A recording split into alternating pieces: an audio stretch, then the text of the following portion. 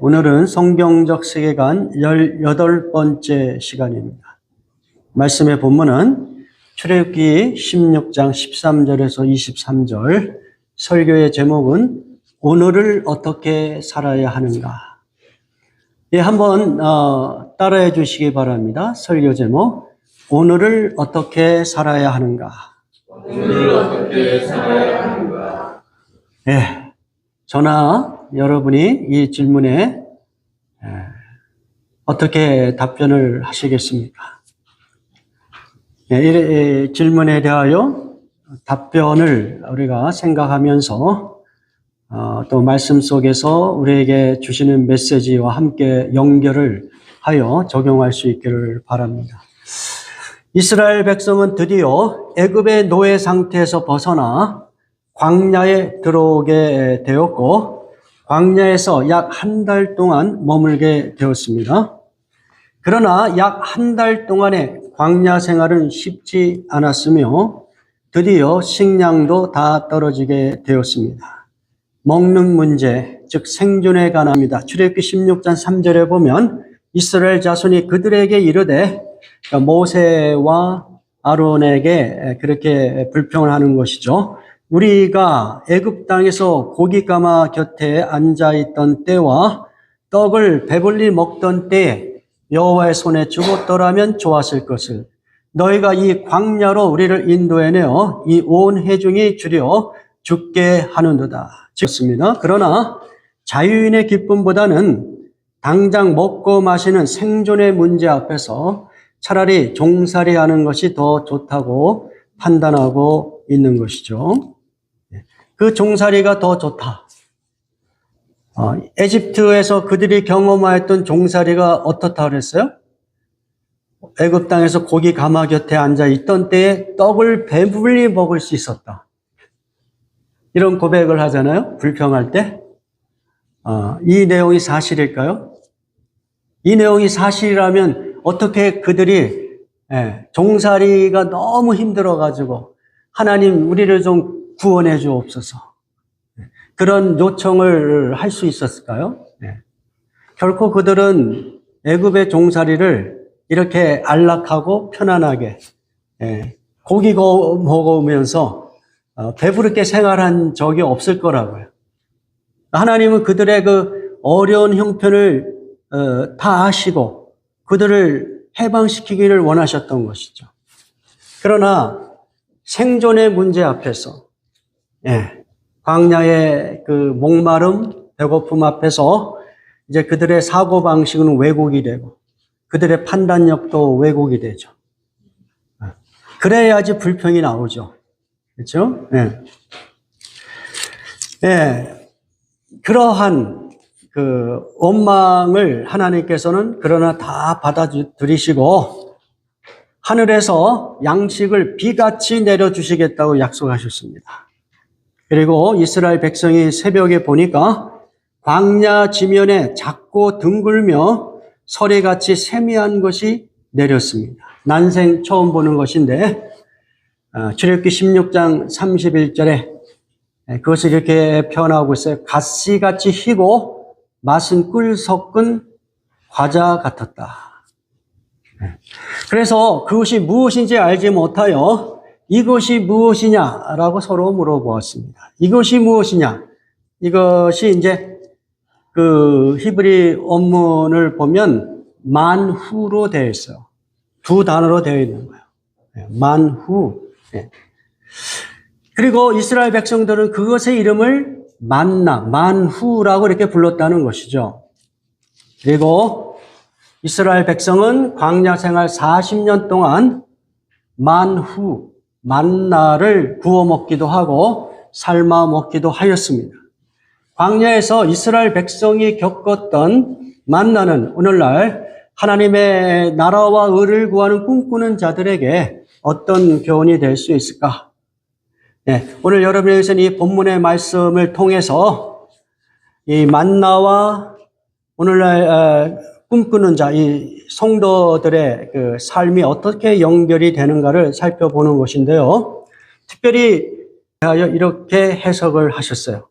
요한복음 6장 47절에서 50절 같이 봉독합니다. 진실로 진실로 너희에게 이르노니 믿는 자는 영생을 가졌나니 내가 곧 생명의 떡이로다. 너희 조상들은 광야에서 만나를 먹었어도 죽었거니와 이는 하늘에서 내려오는 떡이니 사람으로 하여금 먹고 죽지 아니하게 하는 것이니라.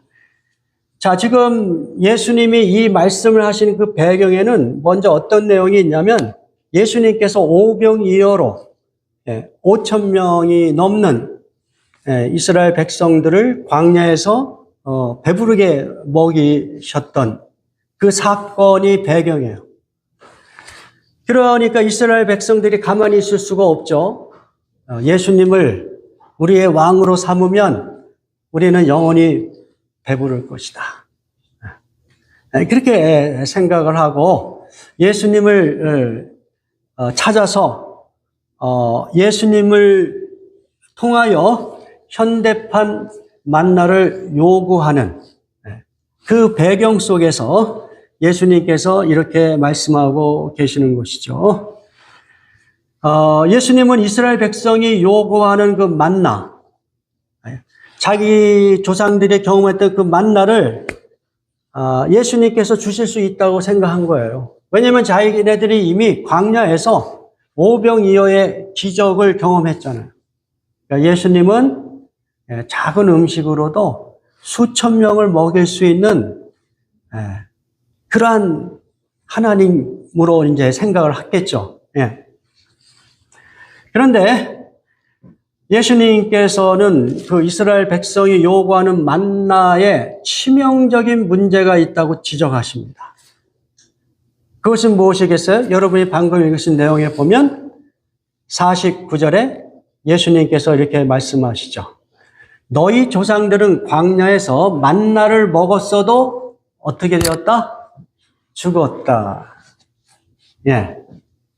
그러니까 치명적인 약점은 뭐냐면 이스라엘 백성들이 현대판 만나를 예수님을 통하여 얻기를 원하였지만 실제로 그것을 얻는다 할지라도 문제가 있다. 현대판 만나를 먹여봤자 그들은 곧 어떻게 해요? 죽는다는 것이죠. 당연한 것이죠. 오병이어의 기적으로 배불리 먹었지만 그들은 또 몇 시간 지나면 또 배가 고플 거예요. 오늘날 우리가 이 땅에 살아가는 삶의 모습이죠. 우리가 먹는 음식. 정말 먹을 때는 정말 우리의 마음을 얼마나 흡족하게 하고 만족하게 합니다. 영원히 우리가 이 배부름이 있을 것 같지만 몇 시간만 지나면 또 우리는 배가 고파요. 이런 것들을 경험하면서 결국은 우리가 이 땅에서 경험하는 육신의 삶은 한계가 있는 것이죠.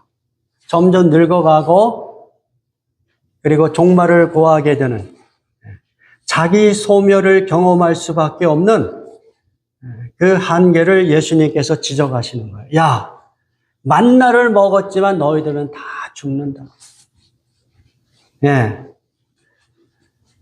그런데 예수님께서 이 땅에 오신 목적은 무엇이냐? 50절. 이는 내가 하늘에서 내려온 떡이다. 만나라고 비유하신 거예요. 내가 너희에게 만나가 되면, 그러니까 예수님이 오병이어로 만나를 만드는 것이 아니라 예수님 자신이 무엇이 돼요? 만나가 되시겠다는 것이죠. 그것이 되기 위하여 이 땅에 오신 거예요, 예수님께서. 그런데 그 만나 대신 예수 그리스도를 먹으면 어떻게 해요? 죽지 아니한다. 우리가 이야기하는 영생을 얻을 것이다. 지금 48절에 보면 예수님이 뭐라 했어요? 내가 곧 생명의 떡이로다. 이렇게 이야기했어요. 이스라엘 백성들이 경험했고 또 그 후대의 이스라엘 백성들이 요청한 그 만나는 전부 여름에 먹는 그 쌀빵, 그 배부르게 하는 그 음식들, 그거 다 뭐예요? 우리를 배부르게 하고 생존케 하는 것 같지만, 그러나 생명의 본질의 차원에서 보면 그건 다 뭐다? 그림자다. 예? 그거는 다 결국은 자기 소멸로 가는 거예요. 다 죽음으로 가는 길이란 말이에요. 그런 거 가지고는 그냥 잠시 동안 우리가 만족할 뿐이지 생명을 유지시킬 뿐이지 생명 자체는 아니다. 그렇다면 우리에게 정말 진짜 생명의 본질, 그것이 무엇이냐? 그것이 바로 생명의 떡으로 오신 예수 그리스도다. 그 얘기를 하고 있는 거예요. 그래서 진실로 너에게 이르노니 믿는 자는, 여기서 믿는 자는 누굴 믿는 거예요? 예수 그리스도를 구세주로 하나님의 아들로 믿는 것이죠. 예. 그렇게 믿는 자는 무엇을 가져요? 영생을 갖는다. 여기서 영생이라고 하는 것은 먹고 죽지 아니하게 하는 것을 포함하여 더 큰 의미로는 이 땅에서 여러분이 경험하는 그 생명과 본질적으로 차원이 다른, 질적인 그 차원이 다른 의미에서의 영원한 삶을 이야기해요. 여러분, 이 땅에서 여러분이 생활하는 이 생명 경험이 어떻습니까? 네? 먹으면 또 배고프고 또 질병에 걸리고 많은 한계를 느끼잖아요. 이 생명을 경험하지만, 그렇죠? 여기에서는 뭔가가 항상 부족하고 괴롭고 고통이 있는 것이에요. 그러니까 그러한 그 생명 경험이 아니라 전적으로 차원이 다른 생명. 그 첫 번째 열매가 무엇이겠어요? 예수 그리스도의 부활이에요. 예수 그리스도의 부활은 우리가 경험할 그 영생이 이렇게 될 것이다라고 보여주는 첫 번째 증거인 거예요. 예수를 믿는 사람들은 다 예수를 쫓아서 부활 생명을 경험하게 될 것인데, 그 생명은 영생이다. 단순히 영원히 우리가 이 땅에서 경험했던 생명 경험을 영원히 하는 것이 아니라 그것을 포함하여 전혀 다른 차원의 생명 경험을. 근데 그 생명 경험은 어떻습니까? 더 이상 질병도 없고 어떤 육신의 고통 이런 것들이 없는 아주 만족한 그러한 삶이라고 우리가 생각을 할 수가 있어요. 그것이 예수님의 부활이 우리에게 주는 메시지인 것입니다. 자, 그런데 그러한 영생을 누구에게 허락했어요? 믿는 자에게. 근데 여기서 영생을 가졌나니라는 게 이제 언어적으로는 has, 영생을 소유하였다 이런 식으로 표현하는 거죠. 영생을 소유한 것이다. 그리고 이 시제를 보면 현재 시제예요. 이 그릭 헬라어에서 이 시제를 이야기할 때 현재형은 ongoing이거든요. 현재에서부터 앞으로도 계속 지속해 나가는 그런 그 시제를 사용하고 있다는 것이죠. 그러니까 예수 그리스도를 믿는 자는 이미 예수 그리스도의 부활의 생명을 어떻게 해요? 소유한 거예요.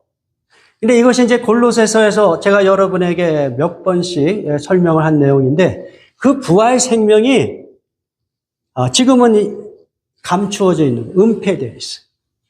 그러나 이제 예수님이 이 땅에 다시 오면 여러분 안에 소유된 이 부활 생명이 어떻게 해요? 확연하게 드러난다.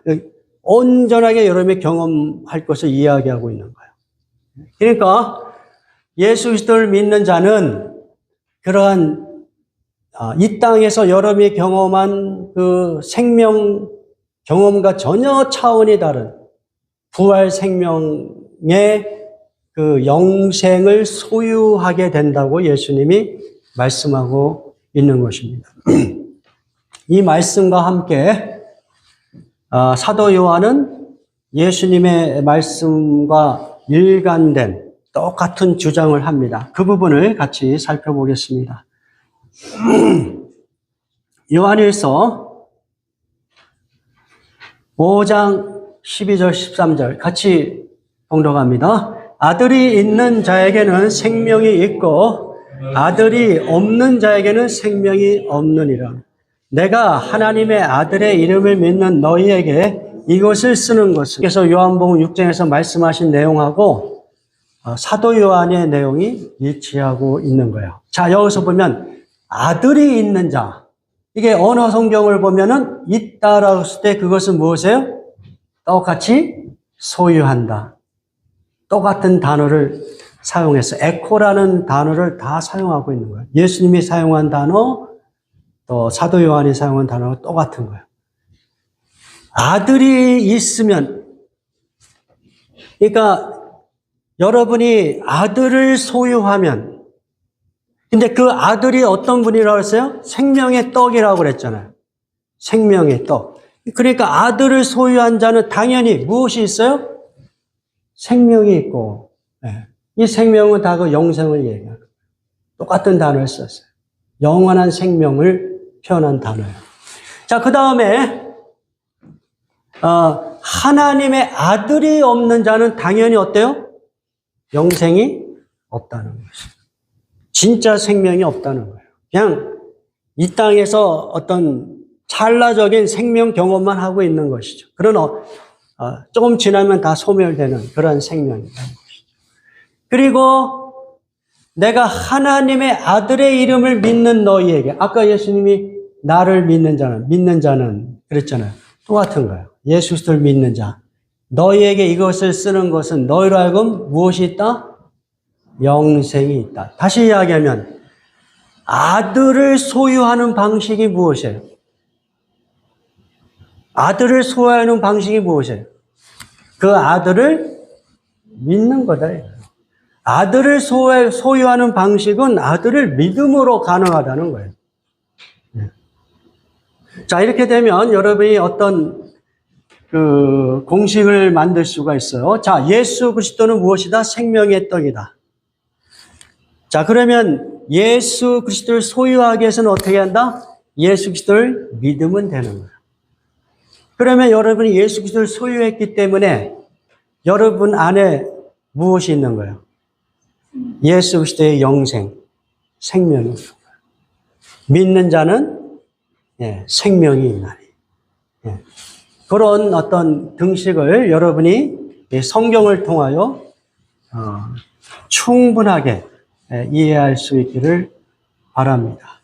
이렇게 만나의 사건을 통해서 예수님은 자기 자신을 생명의 떡이라고 선언하시고 누구든지 당신을 믿는 자에게 영생을 주시겠다고 이렇게 말씀하고 계시는 것입니다.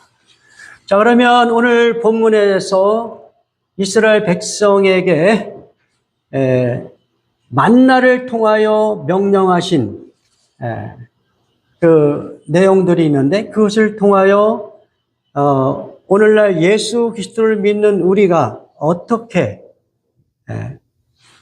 진짜 만나이신 진짜 생명이신 예수 그리스도를 우리의 일상 속에서 하루의 삶 속에서 적용할 것이냐 그런 것들을 살펴보는 속에서 우리가 적용할 수 있는 첫 번째 메시지는 뭐냐면 시간이 많이 가기 때문에 이것만 하고 아마 마무리를 해야 될 것 같아요. 예수님께서 여러분의 데일리 푸드가 되어야 된다. 매일의 양식이 되어야 된다. 그 얘기를 하고 계시는 거예요. 이 만나 사건을 통해서. 자, 출애굽기 16장 16절 같이 봉독합니다. 여호와께서 이같이 명령하시기를 너희 각 사람은 먹을 만큼만 이것을 거둘지니 곧 너희 사람 수요대로 한 사람이 한 오멜씩 거르되 각 사람이 그의 장막에 있는 자들을 위하여 거둘지니라. 하나님은 한 사람의 한 오멜씩만 거둘 것을 강조하십니다. 오멜이라고 하는 것은 이 마른 곡식을 담을 수 있는 조그만 토기 사발이에요. 그래서 그 토기 사발의 그 용량은 3파운드라고 그래요. 3파운드. 또는 2리터를 집어넣을 수 있는 그러한 그 측정할 수 있는 사발을 이야기하고 있어요. 한마디로 한 사람의 한 오멜씩 거두라고 얘기하는 것은 어떤 면에서 충분할 것 같아요. 이 만나가 구체적으로 뭔지 모르지만 3파운드면 한 끼 먹는데 충분하잖아요. 저녁에는 하나님께서 메뚜기를 통해서 고기를 주시니까 충분하게 먹을 수 있는 양. 마찬가지로 예수 그리스도를 믿는 성도들도 이 만나 사건을 통하여 우리가 배울 수 있는 것은 예수 그리스도가 우리들의 그 매일의 양식이 되어야 된다는 것입니다. 그게 이제 우리가 질문하고 적용해야 될 메시지예요. 매우 단순하죠.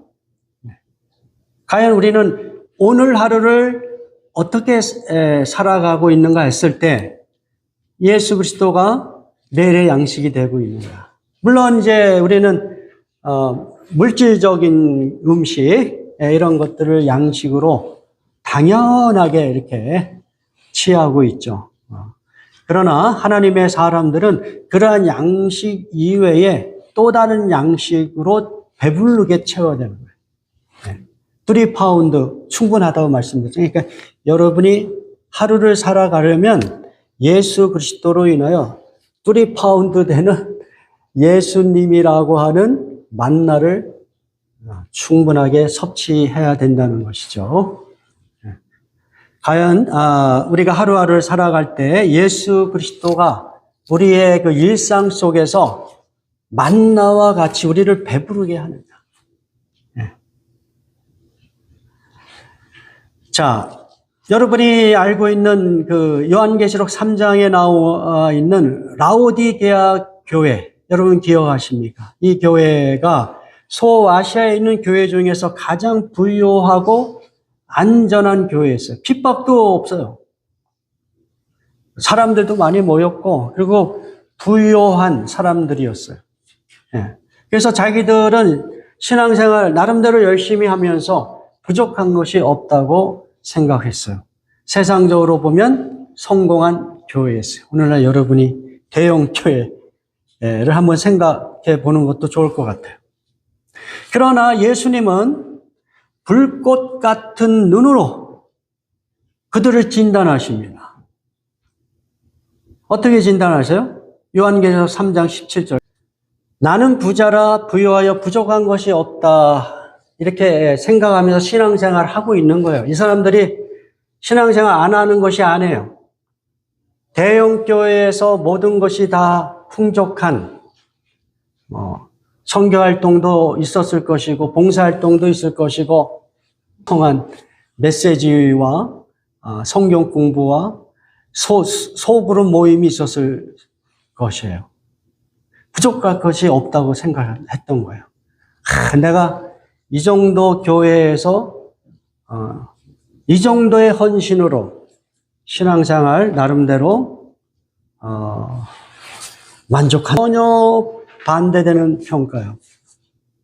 내 공고한 것과 가련한 것과 가난한 것과 눈먼 것과 벌거벗은 것을 알지 못하느냐. 한마디로 이야기하면 영적으로 어떻게 해요? 헐벗은 자라는 거예요. 물질적으로는 또 외관적으로는 배불렀고 성공했고 사람들이 많이 모이고 능력이 있었어요. 재정이 풍부해요. 그렇다고 고난도 있는 것이 아니에요. 외부적인 핍박도 없어. 자, 그럼에도 불구하고 예수님은 그들을 평가할 때에 아주 낮은 차원의 가장 밑바닥의 영적 수준을 지적하세요. 왜 그럴까? 이유가 무엇이에요? 네? 예수님께서 그들의 신앙의 상태를 또 이런 식으로 표현하신 것이 있죠. 너희는 차지도 않고 또 어때요? 뜨겁지도 않다. 자, 이러한 표현들은 그들의 영적인 상태가 한마디로 어떤 그 모습이라고 이야기하는 거예요. 영적인 매너리즘. 영적인 매너리즘. 그러니까 신앙생활을 나름대로 열심히 하고 말씀도 듣고 헌신도 하는데 그 마음 깊숙한 곳에서는 하나님의 말씀에 대한 사모함이 없어. 하나님의 그 메시지 앞에서 놀라는 것이 없어. 저와 여러분이 지금 경계해야 될 부분이에요. 하나님의 말씀 앞에서 놀라야 되는데 막 내 영혼을 깨트리는 사건이 막 일어나야 되는데 놀람이 없어. 머리로는 그냥 다 알고 있고 다 경험한 거예요. 더 이상 하나님의 말씀에 대해서 고민하고 싶어 하지 않아요. 말씀을 내 삶 속에서 적용하는 것이 별로 의미가 없다고 생각을 해요. 이게 바로 뭡니까? 영적인 매너리즘. 진부한 거예요. 신앙생활이 진부한 거예요. 지루한 거예요. 내가 이게 형식적으로는 이 신앙의 형식을 벗어나기에는 너무 겁이 나고 그래서 하나님의 나라를 위하여 드리지 못하는 그런 것이죠. 그러한 그 영적인 매너리즘에 빠져 있는 라우디아 교회를 예수님께서는 어떻게 해요? 토해내고 싶다. 토해내고 싶다. 그러면서 예수님께서 이렇게 도전하십니다. 요한계시록 3장 20절 같이 봉독합니다. 볼지어다 내가 문 밖에 서서 두드리노니 누구든지 내 음성을 듣고 문을 열면 내가 그에게로 들어가 그로 더불어 먹고 그는 나로 더불어 먹으리라. 예수님께서 그들에게 토해내고 싶은 그 영적인 그 매너리즘 상태에서 그들을 회복시키고 그들에게 진정한 그 영생의 그 맛을 경험할 수 있도록 예수님께서 도전하시는 메시지요. 뭡니까? 예수님께서 우리에게 이 놀람도 없고 경각심도 없고 호기심도 없는 우리의 마음에 예수님께서 문을 계속 두드리니까 예수님께서 어떻게 해요? 그들의 매일의 삶, 일상 속에서 만나가 되기를 원하시는 거예요. 내가 그에게로 들어가 그로 더불어 먹고 그는 나로 더불어 먹으리라. 그는 나로 더불어 먹으리라. 예수 그리스도와 성도가 서로 교제하는 그러한 릴레이션십 속에서 이 영적인 매너리즘에서 탈출할 수 있기를. 그 어떤 예수님이 우리에게 주시는 그 영생이라는 것이 그냥 이렇게 박제되어 있는 그림이 아니라 이 생명력이 넘치는 생명인 것을 너희들이 경험하기를 원한다. 그러니까 너희는 마음의 문을 열고 나와 함께 교제하자. 너희는 나를 매일의 양식으로 삼아라. 너희는 나를 매일의 양식으로 삼아라. 예수님께서 우리에게 도전하고 계시는 것이죠. 여러분, 과연 우리는 오늘 하루를 어떻게 살아가고 있습니까? 예수님을 매일같이 먹고 있으세요? 그분이 만나가 돼서 여러분이 아침에 일어나면 매일같이 그분을 기억하고 그분의 말씀을 묵상하고 그분께 도움을 요청하며 그분을 신뢰함으로 하루를 배부르게 생활하고 있습니까? 예, 이것이 만나가 주는 도전인 것입니다. 남은 부분들은 다음 주에 우리가 같이 살펴보기로 하겠습니다. 우리 다 같이 기도하겠습니다.